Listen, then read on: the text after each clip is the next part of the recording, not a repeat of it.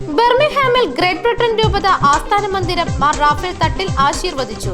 ദൈവാനുഗ്രഹത്തിന് നന്ദി അർപ്പിച്ച് മാർ ശ്രാമ്പിക്കലും രൂപത കുടുംബത്തിലെ വൈദികരും സന്യസ്തരും ആത്മായ സമൂഹവും പ്രാർത്ഥനാ നിറവിൽ വിശ്വാസികൾ. 22% ശമ്പള വർധനവ് അംഗീകരിച്ച് ഇംഗ്ലണ്ടിലെ ജൂനിയർ ഡോക്ടർമാർ. 18 മാസക്കാലം നീണ്ട തർക്കങ്ങൾക്ക് അന്ത്യം കുറിച്ച് 66% ബ്രിട്ടീഷ് മെഡിക്കൽ അസോസിയേഷൻ അംഗങ്ങൾ ഓഫർ സ്വീകരിക്കുന്നതിനെ അനുകൂലിച്ചു. ഹെൽത്ത് സെക്രട്ടറി വെസ്റ്റ് ട്രീറ്റിംഗിന് ആശ്വാസം. രോഗപ്രതിരോധത്തിനുള്ള ആദ്യ അംഗീകൃത വാക്സിൻ എംബോക്സ് വാക്സിന് അനുമതി നൽകി ലോക ആരോഗ്യ സംഘടന. ലോകം ഓസോൺ പാളിയുടെ വീണ്ടെടുപ്പിന്റെ പാതയിലെന്ന് UN കാലാവസ്ഥാ വിഭാഗം. നരേന്ദ്രമോദിക്ക് ഇന്ന് 74ാം പിറന്നാൾ. വിപുലമായ ആഘോഷ പരിപാടികളുമായി BJP. നടിയെ ആക്രമിച്ച കേസിൽ 7.5 വർഷത്തിനു ശേഷം പൾസർ സുനിക്ക് ജാമ്യം. ഇത് എന്തുതരം വിചാരണയെന്ന് സുപ്രീം കോടതി.